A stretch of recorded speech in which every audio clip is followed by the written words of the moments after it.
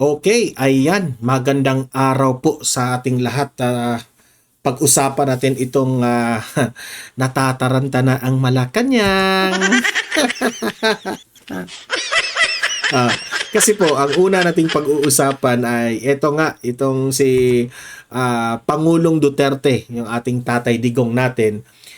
Issue kasi ni Tatay Digong nung nandun po sa Cebu, itong sa indignation rally, isa doon sa mga itinalakay ni Tatay Digong yung gold reserves nga na binenta nitong administrasyon na ito, na walang hiya talaga, no, ang kakapal ng mga mukha.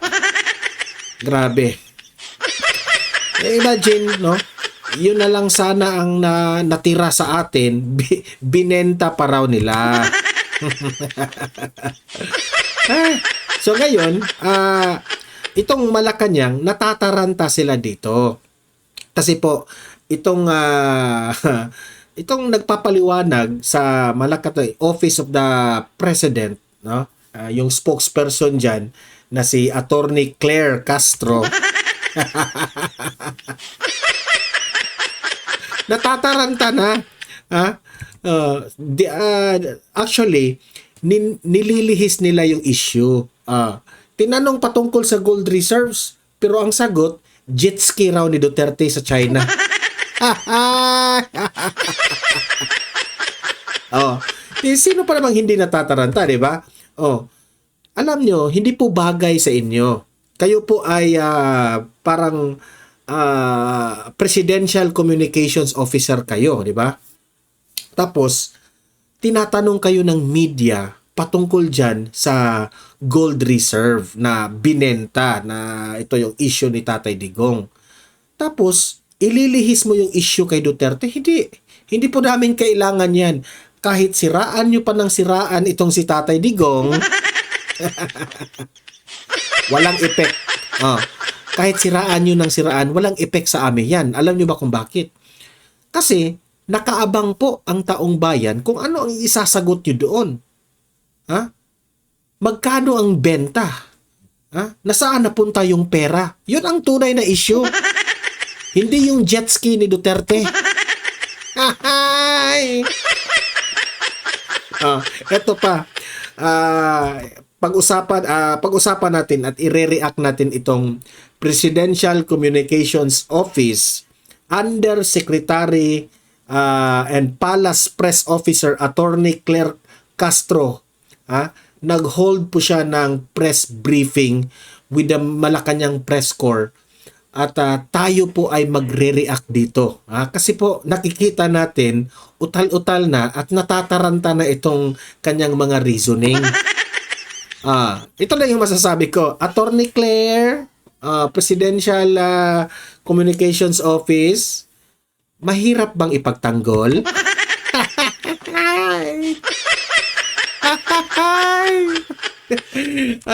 Kasi kung nahihirapan ka na, mag-resign ka. Ayan o. Ayan o. Kaya balita ko, vlogger raw ito. Hindi ko maintindihan yung mga kinukuha ni Bongbong Marcos. Mga vlogger na rin ang kinuha.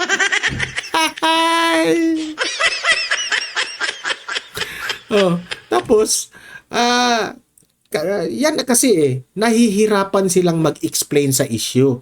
Kaya idadivert na lang nila yung attention sa jet ski ni Duterte.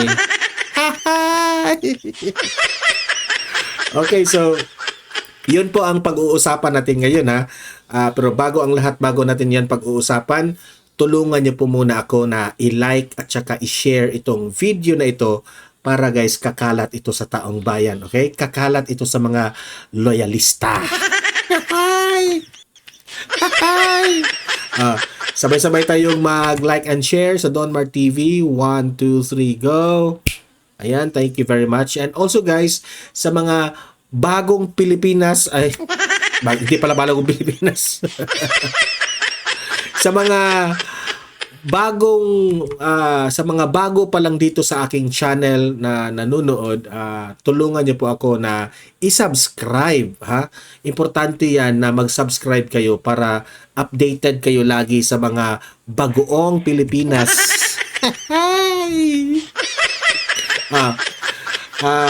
And also guys, yung mga cellphone ninyo, ma-notify yan na nagla-live na tayo o kung meron tayong breaking news o kung meron tayong bagong uploads, okay? Ma-notify yan, malaman nyo. Oh.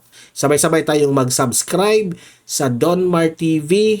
Sabay-sabay, 1, 2, 3, go! Ayan, thank you very much. Okay, so without further ado, simulan na natin. Ito, pasok, Attorney Claire. Attorney Claire, hirap na bang ipagtanggol? Ayan, play. Hindi pa to campaign joke ulit ni dating Pangulong Duterte. Pikon na pikon. Sabi niya, hindi ba ito campaign joke ni Duterte? Alam mo, Attorney Claire Castro, ha, dapat ikaw, bago ka inilagay ni Bongbong Marcos sa posisyon mong yan, dapat alam mo, ha? Bago ka bumanat kay former President Duterte, dapat alam mo kung ano yung joke at seryoso. Bakit? Ha? Ikaw, Claire Castro. Bakit? Sa tingin mo, kung tingnan mo yung video ni Duterte, sa tingin mo, nagjo-joke siya doon? Ha? Dapat niyong sagutin yan. Yung gold, dati naman yan. Ha?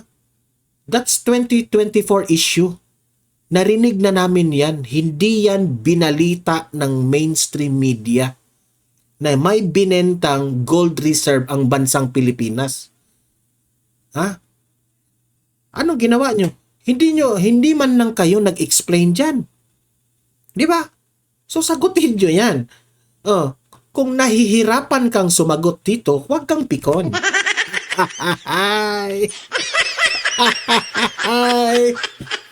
Yan ang sabi ko sa inyo eh. Kapag ang tao nahihirapan ng mag-explain, pass to you, Duterte. Play. Okay? Di ba tayo nasanay dun sa jet ski promise niya? Sinali na yun. Sinali na yung jet ski. Kami hindi na kami madadala dyan. Ang tao, kung makarinig dyan, hindi na masisira si Duterte yung jet ski. Lumang issue na yan. Yung jet ski issue, lumang issue na yan. Ang issue ngayon, saan nyo binenta yung gold? Tapos, kapag nabenta na yung gold, saan napunta? Gusto naming kaming taong bayan, gusto namin ng transparency, di ba? Saan ba yan napunta? Sa ayuda ba? Sa flood control? Yan ang gusto naming malaman. Bumuelta ang Malacanang sa mga aligasyon. Bumuelta ang Malacanang. Alam nyo, ito rin kayo mga mainstream media, kasalanan nyo ito eh. Alam nyo ba kung bakit? Dati na itong issue, itong gold reserves na ito, hindi nyo binalita. Mga vloggers pa ang mga nagbalita dyan sa Binengtan Gold. Ngayon lang kayo nagngangat-ngat-ngat. Responsibilidad ninyo yan. Ni dating Pangulong Rodrigo Duterte sa isang rally sa Cebu. Kung hindi ibanggit ni Duterte, hindi rin nyo ibabalita. Nito lamang weekend. Sa kanyang talumpati, sinabi ni dating Pangulong Duterte na nagbebenta umano ng gold reserves ang pamilya Marcos. Tanso! Hindi, nagtatanong lang ako. Mga Marcos ba? Mahilig talaga sa gold? Nagtatanong lang tayo. Mahilig ba kayo sa gold? Ha? Sino ba yung vlogger na isa, yung nagpapakalat sa Talano Gold? Sino yun? Si Bangkay. Bangkay, kumusta ka na? Unang gikawat ni Marcos Sabi sa Tagalog pa, ninakaw ni Marcos ang ating gold reserves. Yan ang sabi ni Tatay Digong hindi ako. Atong gold reserves. Sige, mobitan lang niya ako. Actually, suko ko. Actually, dapat nila ito magpapaliwanag Di ba? Dapat magpaliwanag ang Malacanang dito. Sige nga nagbaligya ang atong gold. Hantod karon gamay na lang kayo. Ayon sa bagong itinalagang Palace Press Officer na si Undersecretary Claire Castro, fake news ang pahayag na ito ng Fake news raw. Paano naging fake news? Ikaw, Claire, paano naging fake news na binalita naman ito? Binalita naman ito. Tapos, kung fake news ito, bakit pinag-usapan ito ng Senado? Nilabas itong issue na ito ni Senator Amy Marcos. Di ba? So hindi ito fake news. Hindi ito fake news. Huwag mong sabihin fake news. Kayo yung fake news. ating Pangulo. Binanggit ni Yusek Castro ang naging pahayag mismo ng Bangko Sentral ng Pilipinas sa issue. Pero ang sabi nga po nila, mas tumaas pa po ang GIR natin to $106.3 billion. So ibig sabihin, hindi tayo, wala tayong problema. Wala tayong problema. Ipakita nyo. Ipakita nyo. Huwag puro dakdak. Kasi iba yung mga dakdak sa bibig, yung ipinakita nyo na ebidensya. Ipakita nyo. Ilatag nyo sa publiko ang ebidensya. Sa gold reserves natin. So that's fake news. Mas formal na word, disinformation. Hindi. Nagtanong. Ang tanong kasi ni Duterte, nagbenta ba kayo ng gold? Sagutin nyo muna. Sagutin. Nagbenta ba? At saan napunta? Yun ang interesado ang taong bayan dun eh. Sa pahayag pa ng BSP, maliban sa forex requirements, walang ibang pinaggagamitan ng Gross International Reserves o GIR. Sinagot rin ng Malacanang ang isyong papunta na umano sa pagdedeklara ng martial law si P. Saan pa pupunta? Saan pa pupunta? Hindi. Mana ng tatay. BBM. Ang una kong sinabi dyan noon ay, anong ebidensya? Anong ebidensya? Hindi. Si Tatay Digong po, nagsasalita siya patungkol dito kasi po, pinag-usapan yan sa Senado. Bakit kailangan pa ng ebidensya? Kayo yung kailangan ng ebidensya. Ha? Ang ebidensya po namin, that is written on record sa Senado. Mismo si Senator Amy Marcos, nabanggit yan, yung gold reserves na yan. Pinag-usapan yan nila ni Ralph Recto. Paano naging fake news yan, Claire? Itong si Claire. Paano mapapatunayan? Katulad na sinabi ko, hindi tayo pwedeng maniwala. Pikon na pikon. Pikon na pikon. Anong ibig sabihin pag pikon? Nahihirapan ng ipagtanggol. Nahihirapan. Ganyan eh. Relax, Claire. Claire Castro. Relax ka lang. Kalma. Kalma ka lang. Yan ang sabi ko sa iyo. Kasi po, sabihin mo lang kung ano yung information na nakuha mo. Yun lang.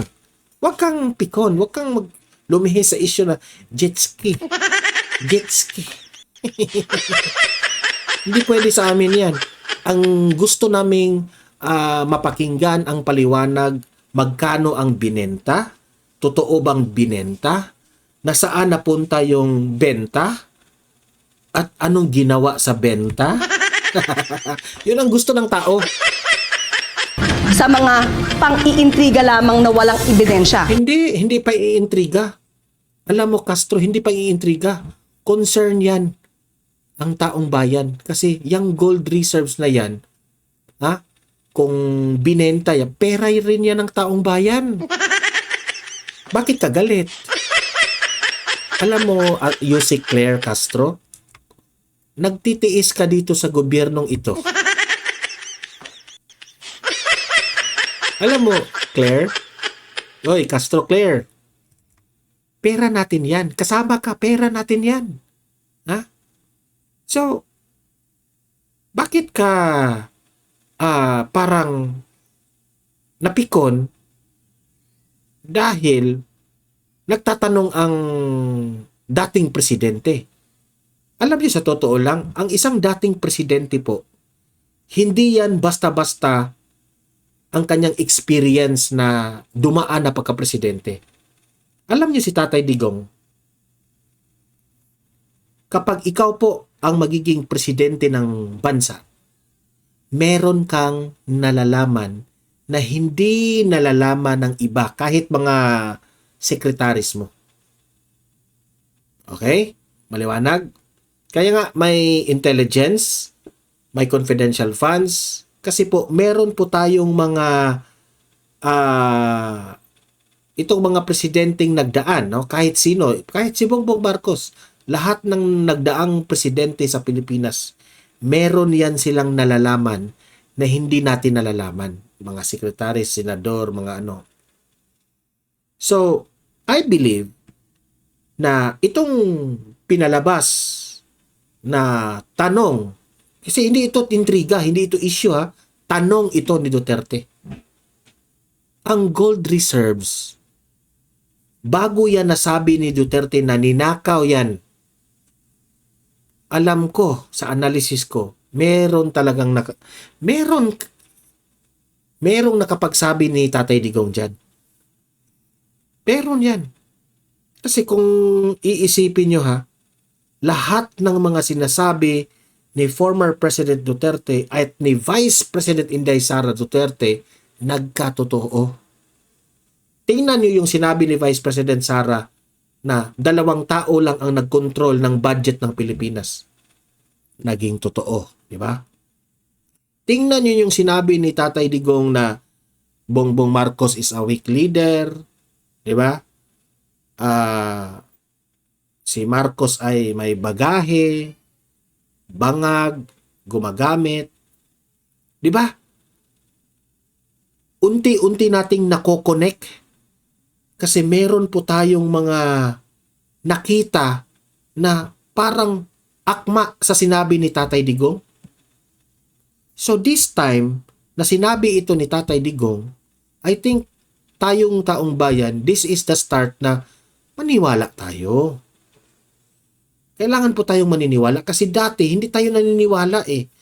Yung sinabi ni Tatay Digong na ay wag niyong iboto yan si Bongbong Marcos, weak leader talaga yan. Hindi tayo naniniwala kasi uniteam sila ni BP Sara. Anong nangyari? Nagkatotoo. Weak talaga. Hindi nga siya gawa ng political will kasi wala nang naniniwala sa kanya. Lahat hindi takot sa kanya. Kahit mga bangag, mga jadik ngayon, harap-harapan, nagsashabs sa social media, naka-video, live pa. Saan yung dati, yung kay Tatay Digong? Takot lahat. Kusang sumurrender ang mga bangag, ang mga jadik, di ba? Kaya ikaw, Claire, kung ako sa'yo, kung tanungin ka ng media, sagutin mo kung ano yung informasyon na alam mo. Okay? Sagutin. Huwag mong ilihis because kayo po ay nagtatrabaho sa palasyo. Dapat you must be professional yung mga sagot ninyo. Di ba? Dapat professional kayo. Hindi maganda na matino kayong tinanong ng media patungkol sa gold reserves, ang resback nyo yung jet ski ni Duterte. Hindi bagay. Napagkamalan kayo na ako, sa totoo lang, sabi ko, obvious, nililihis nilang issue. Kasi hindi nila masagot eh. Hindi nila masagot, di ba? At ito naman, siguro naman ay natatandaan ninyo. Nung panahon ni dating Pangulong Duterte, inamin niya, fiscal pa lang siya. Expert na siya sa pag-intriga. at pagplanta ng ebidensya. Ha?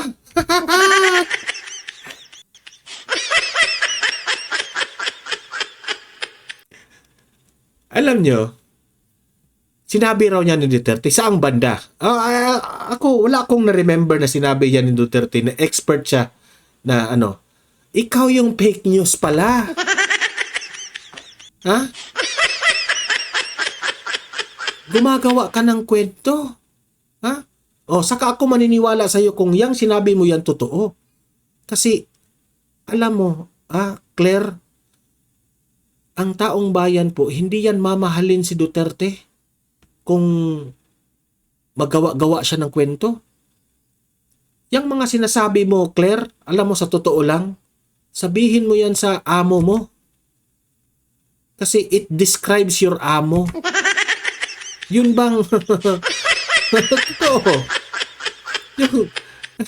Alam nyo, ang banat kayo ng banat ni Duterte, pero sa totoo lang, that describes to your Bongbong Marcos. Ay nako.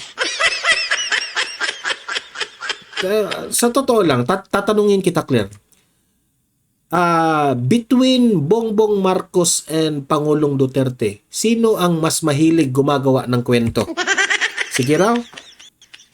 Sige.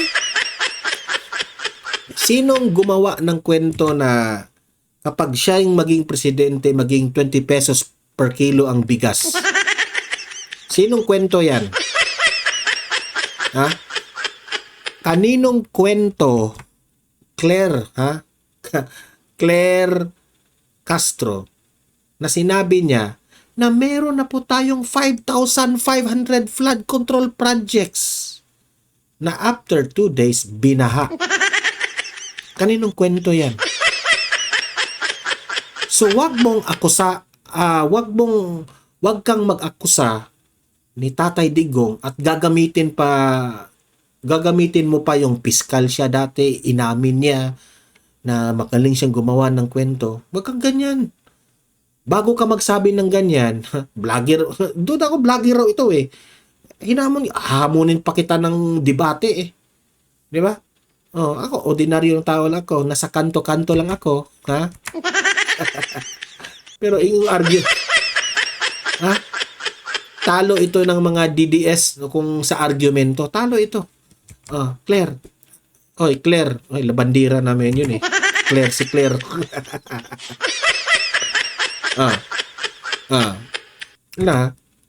Sabi ko sa iyo, patunayan mo.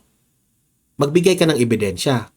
Kasi, sunog ka ng sunog kay Tatay Digong sa mga sinasabi mo, hindi mo na namalayan na ang natatamaan si Bongbong Marcos.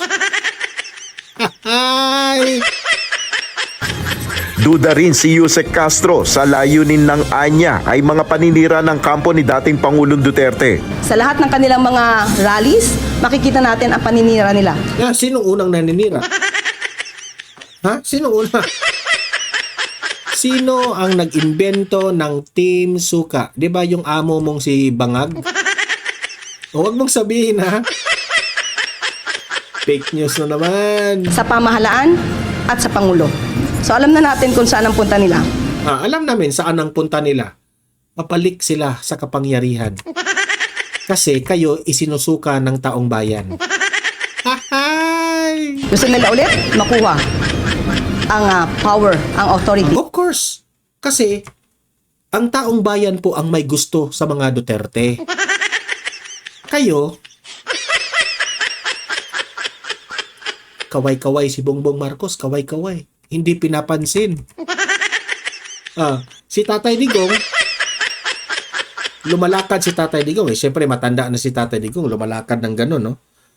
Hindi ka kumakaway si Tatay Digong, pero Tatay, ang daming sumisigaw. Anong ibig sabihin doon? Isinusuka na si BBM. Ang posisyon. Si Yusek Claire kasama si PCO Secretary J. Ruiz ay kapwa nanumpa bilang mga bago itong nanumpa, bagong recruit. Hindi recruit ba? Bagong pero bumanat kaagad kay ang kinuha nila yung vlogger raw ito eh. kinuha nila yung mga mahilig mambanat kay Tatay Digong. Kinuha nila, di ba? Ginamit rin na manggagamit. Mangga. Ay, Atty. Claire, ha? Ingat-ingat ka dyan, ha? Baka gagamitin ka lang. Manggagamit. Manggagamit. Bagong miyembro ng gabinete sa Malacanang kanina. Ayon sa mga newly appointed PCO official, seseryosohin nila ang pagsagot sa mga isyong ibinabato sa Marcos administration. Nel Maribuhok, Seryosohin raw nila. Ibig niyong bang sabihin, yung nakaraang taon, hindi kayo seryoso? Ay! Dahil dan, alam kong, ano tawag dyan, alam kong naiinis na kayo dito sa mukha ni Claire. Heto pa, pakinggan natin yung buong press briefing ni Atty. Claire, at tayo po ay magre-react dito. Okay, pasok Atty. Claire Castro. Ma'am, so just a clarification. So ibig sabihin, hands off si presidente doon sa gold reserves. No, hands off raw si, syempre, ako, in my opinion, hands off siya. Hugas kamay, iwagay-wagay. Edi syempre, hugas kamay na naman Kasi yan. PRRD mentioned or is accusing the Marcos Pikon yan. Mapipikon ito. Mamaya. family of stealing and selling the country's gold. Just so it's clear. Okay. Hindi pa to campaign joke. Napikon ka agad. Hindi pa ito campaign joke. Hindi pa ito campaign joke. Alam nyo, unang-una, mali ka na, ha? Seryosong tanong ang media. Bakit mo nililihis ang isyu? Kung titingnan nyo yung video, hindi mo makikitang campaign joke yun. Nagalit ka si Tatay Digong, tapos sasabihin mo campaign joke, utot mo. Ni dating Pangulong Duterte? Di ba tayo nasanay dun sa jet ski promise niya? Na nung naniwala tayo halos sa mga sumuporta sa kanya, tinawag tayo. Ay, isa ka pala sa naniniwala? Ha? Balita ko, kami lang yung naniniwala. Ikaw hindi ka naniniwala. Bakit ngayon parang pinoproject mo na isa ka sa naniniwala? Fake news lang ito eh. Stupid. So pag naniwala Stupid raw. Galit. ba tayo ulit sa sinasabi niyang ito, baka mapagkamalan niya tayo ulit at tawagin tayong stupid. But anyway, we will take this seriously. Para naman hindi magkaroon ng fake news. Lalo na Hindi. Ang mali mo, sagutin mo yung tanong. Instead na sagutin mo yung tanong ng reporter, nagalit ka. sa mga taong nakikinig sa kanya at maaaring naniniwala pa. Hindi. Tingnan nyo naman, I'm very confident bilang isang vlogger. Tingnan nyo, sino ang mas maraming supporter? BBM or Duterte? Siyempre Duterte. Tingnan nyo. Ikaw, Castro, i-observe mo yung mga rally ng amo ninyo. Hindi na siya pinapansin. Hindi na pinapansin. Itong issue na to, October 2024, nasagot na ito. Ang nagtataka lang ako, bakit paulit-ulit na binibring up ni dating Pangulong Duterte? Wala ba siya mga economic expert? Hindi. Sinagot nyo nga. But the people deserves to have, deserves an explanation at mapakita sa taong bayan yung ebidensya. Iba yung mag-explain ka sa ipakita mong ebidensya. Alam mo sa to lang, Atty. Claire, lahat ng mga sinasabi ngayon sa Malacanang at itong si Bangag, hindi naman niniwala ang tao. Kasi sabi ng tao, iba kasi yung sinasabi ni Bangag sa mga ginagawa niya. Kaya hindi naman niniwala. We need an evidence. I hope bilang ikaw na presidential communication, laliman mo yung utak mo. Oh, ganyan na ba kababaw yung utak mo? Ha? Nagtatanong lang ako, ha? Na magsasabi sa kanya kung ano ba talaga ang regular activities ng BSP. Ayon sa BSP, ang pagbebenta ng gold Oh, yan. is just a Oh, sagutin mo. Makikinig kami. regular activity. How? Regular activity? Pero kung i-compare mo sa panahon ni Tatay Dico at sa panahon nyo ngayon sa Administrasyong Marcos, halos nga maubos na ang gold. Di ba? Don't you know gaano kaimportante ang gold reserves natin sa Pilipinas? Hindi mo alam? Ha?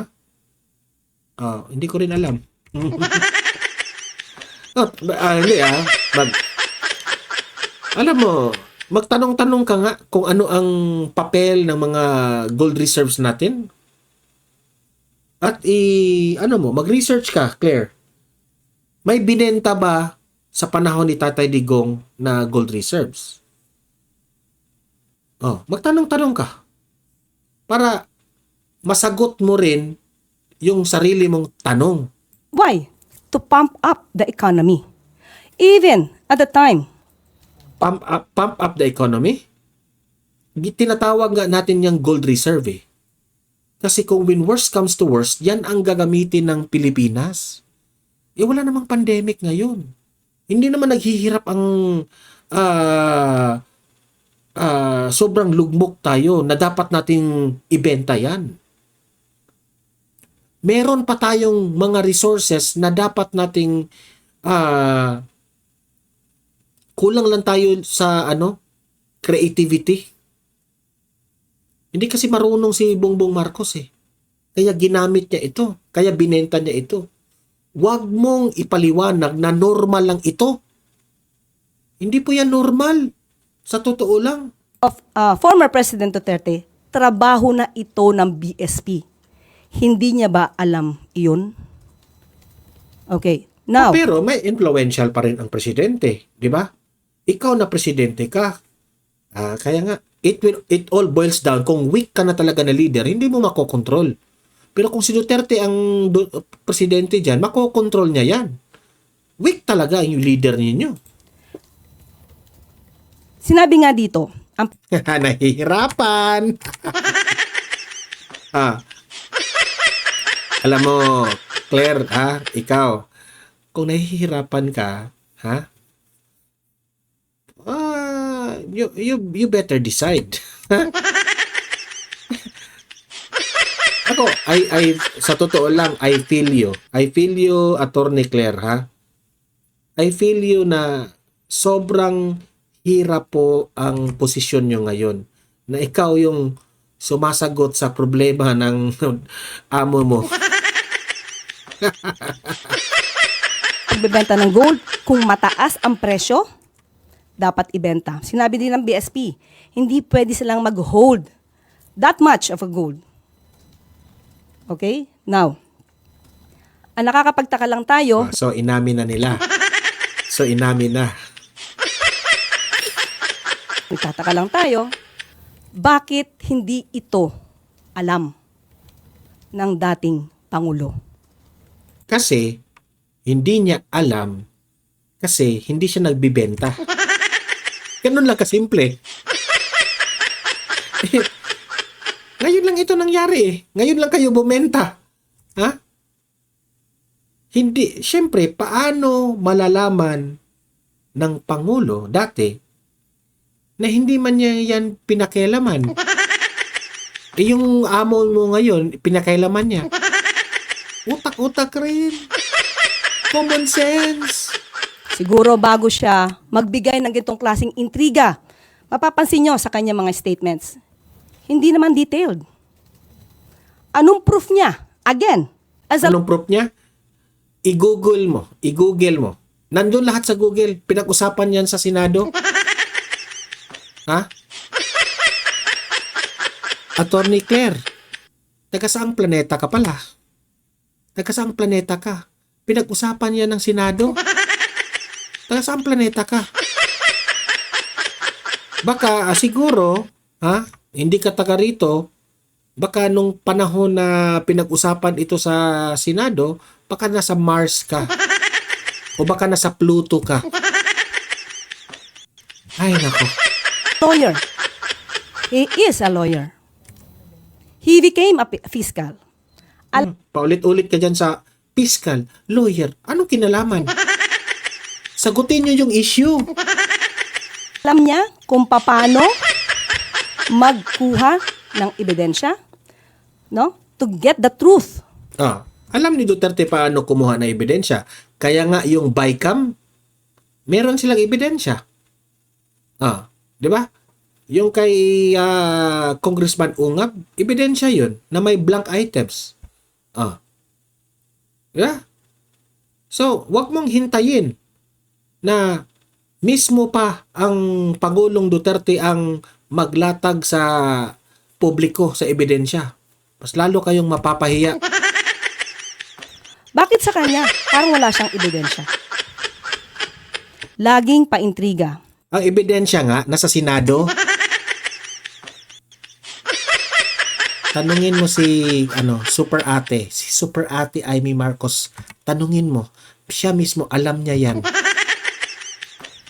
All we want here is evidence. Ipakita niya kung si PBBM o ang Pangulo ang nag-utos para magbenta ng gold reserves. Samantalang sinabi rin ng BSP, solely and manage ito. No? Solely managed by the BSP. Solely manage pero binenta. Paano ma-solely manage yan na binenta? The fact na binenta nyo yan, binenta nyo eh.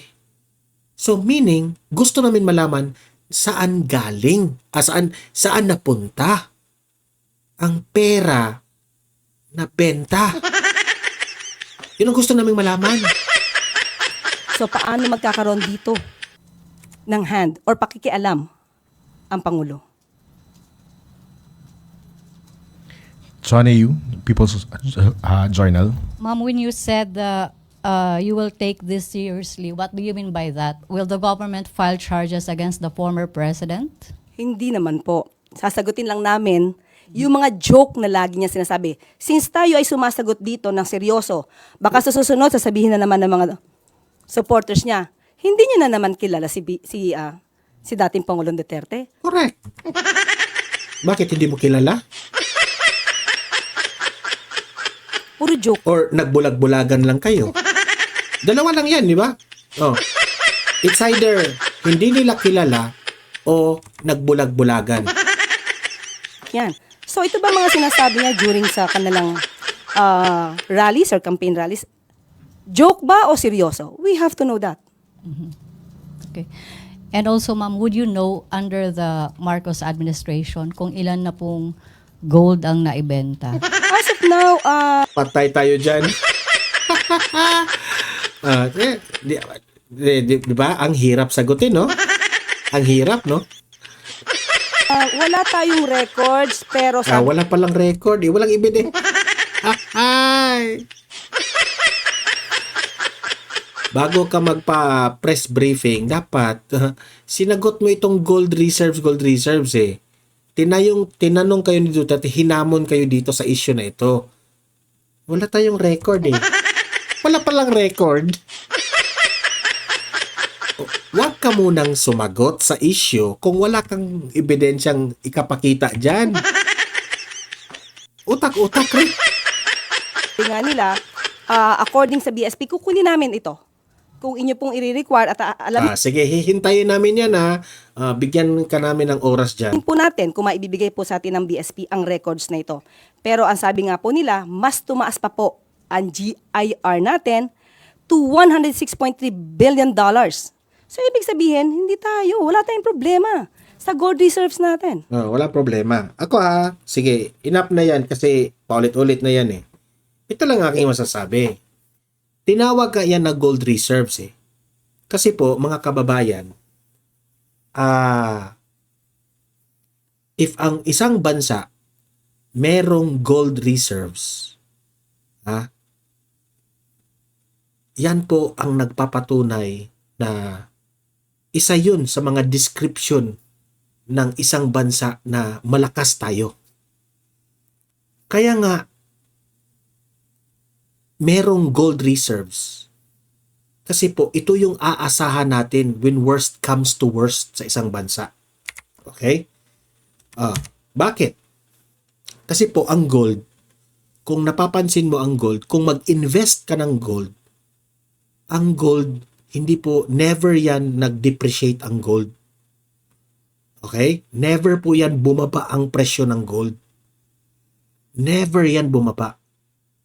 Ngayon, kung ang isang bansa nagbibenta na ng gold, gold reserve yan ha.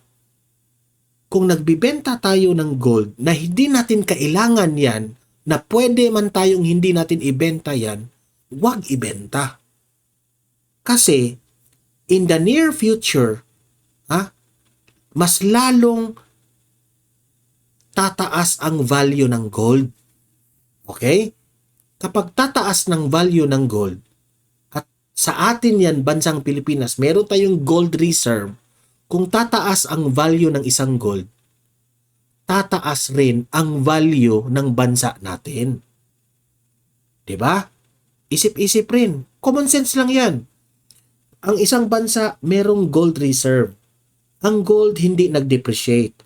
Every year, every decade,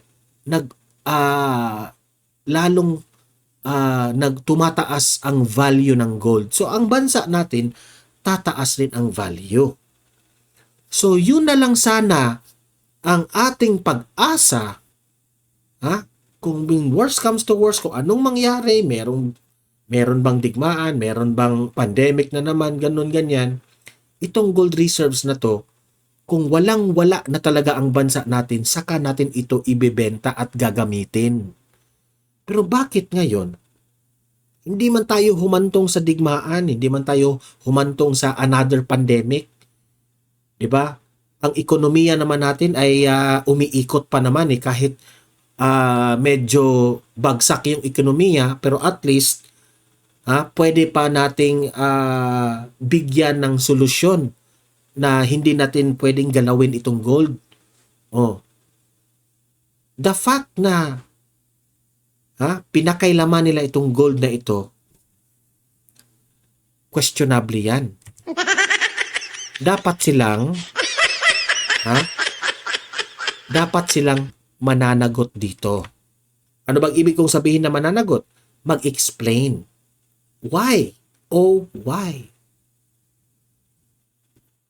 So I hope na understood niyo Hindi lang tayo porket nagpapatawa dito na binabanata natin yung alam nyo, PCO Attorney Claire, hindi kami galit sa iyo Galit lang kami sa paliwanag mo.